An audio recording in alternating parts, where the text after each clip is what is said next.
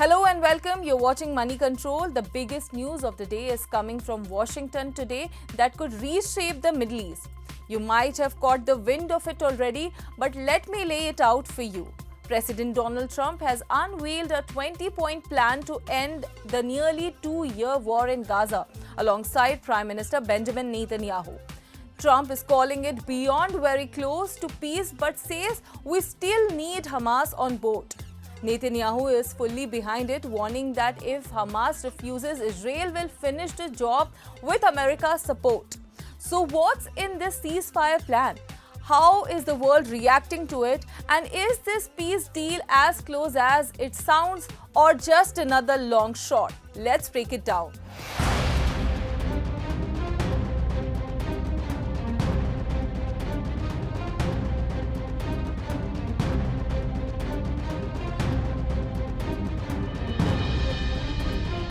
The plan is a big one.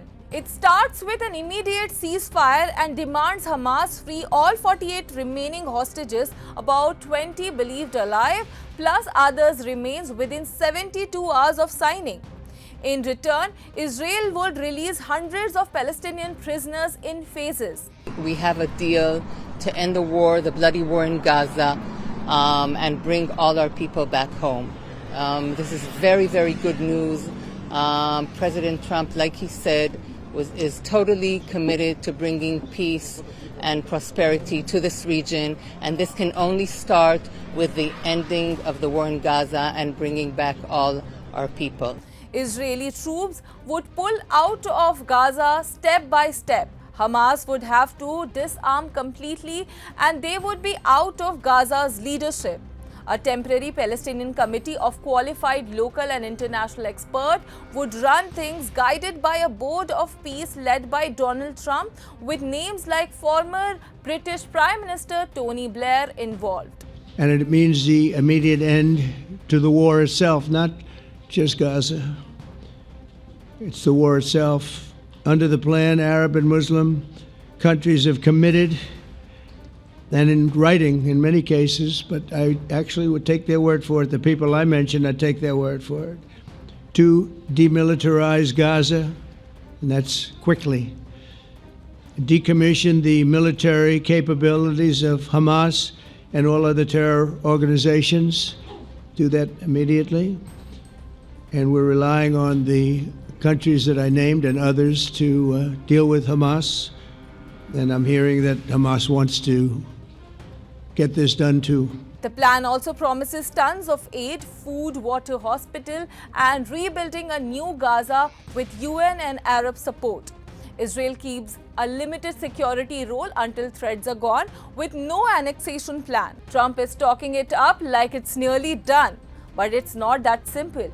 Hamas was not in the room, and though Qatar and Egypt are sharing the plan, Hamas has rejected similar ideas like giving up weapons and power before. And again, we're not quite finished. We have to get Hamas, but I think they're going to be able to do that. So now it's time for Hamas to accept the terms of the plan that we've put forward today. But if Hamas rejects your plan, Mr. President, or if they supposedly accept it and then basically do everything to counter it, then Israel will finish the job by itself. This can be done the easy way, or it can be done the hard way, but it will be done. The plan lies on details like who picks the Palestinian team or when troops leaves, which could spark fight or stall. Past talks, like one in July, fell apart when the US and Israel walked away, blaming Hamas. A recent Israeli strike in Doha that killed one official didn't help, coming right after another US ceasefire push. Netanyahu has also got pressure from far-right allies at home, who wants to control Gaza, which could mess things up if he compromises. זה היה ביקור מצוין. גם ההתחלה באום וגם הסיום בוושינגטון. זה הביקור הרביעי שלי בוושינגטון מאז שהנשיא טראמפ נבחר. זה ביקור היסטורי. במקום שהחמאס יבודד אותנו, הפכנו את היוצרות ובודדנו את החמאס. עכשיו כל העולם, גם העולם הערבי והמוסלמי, לוחץ על החמאס לקבל את התנאים שהצבנו יחד עם הנשיא טראמפ לשרת כל חטופינו, החיים והחללים כאחד, כשצה"ל נשאר ברוב הרצועה. מי היה מאמין לזה? הרי כל הזמן אומרים, אתה חייב לקבל את התנאים של החמאס, להוציא את כולם, צה"ל צריך לצאת החוצה, והחמאס יכול להשתקם, הוא יכול גם לשקם את הרצועה. לא ולא, זה לא קורה. ההפך, והנשיא טראמפ הוסיף שאם החמאס יסרב, הוא ייתן כל הגיבוי לישראל להשלים את הפעולה הצבאית וחיסולו. ולכן אני חושב שמכל צעד זה היה ביקור מצוין. ראש הממשלה, יש שאלה שנשאלת, האם הסכמתם למדינה פלסטינית? ממש לא. זה גם לא כתוב בהסכם. אבל דבר אחד כן אמרנו, שאנחנו נתנגד בתוקף למדינה פלסטינית. הנשיא טראמפ גם אמר את זה, הוא אמר שהוא מבין את זה, הוא אמר באו"ם גם שזה יהווה פרס עצום לטרור וסכנה למדינת ישראל, וכמובן שאנחנו לא נסכים. Now the reaction from the world leaders are coming in and the world is mostly on board. France President Macron called it a critical chance to free hostages and end the war. Italy's Giorgia Meloni said it could be a game changer for aid and hostages. British Keir Starmer urges Hamas to disarm and agree while Germany and EU sees hope for people in Gaza. Erdogan, who met Trump, recently praised him for peace efforts. Australia and Canada supported the peace plan too. Arab nations Saudi Arabia, Qatar, Egypt, Jordan and others praised Trump's leadership, pushing for aid, full Israeli withdrawal and no forced Palestinian displacement. Pakistan Shehbaz Sharif backed it, calling it for a two-state solution, whereas Palestinians' reactions are cautious. Hamas is reviewing the plan through mediators, saying they are looking at it seriously, but no comments yet. Palestinian Islamist Jihad slammed it as a recipe of disaster.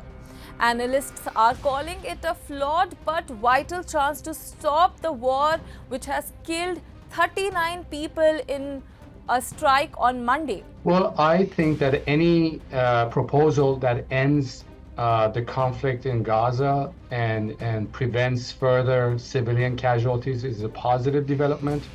I think that it is a win for everybody. President Trump gets to have his peace deal. He will also serve, along with the Prime Minister, the former Prime Minister of Great Britain, will serve on the Peace Council or the Peace Board. The conflict will end for the Palestinians. The Israelis can also retrieve their hostages and those who died in captivity. And eventually, I think if everything goes well, Palestinians will be able to govern their own. I think overall this is a positive development, regardless of one might think of President Trump's approach towards the conflict. I think this is a good development for everybody. So now the question is, how realistic is this plan? If Hamas agrees, it could be a huge win for Trump, maybe even boosting his Abraham Accords and another step closer to Nobel Peace Prize. Aid could flow, rebuilding could start, and two-state talk might gain steam. But if Hamas says no, Israel could hit harder with US support and more lives could be lost. Qatar and Egypt are key to keep talks alive, but trust is thin after years of fighting.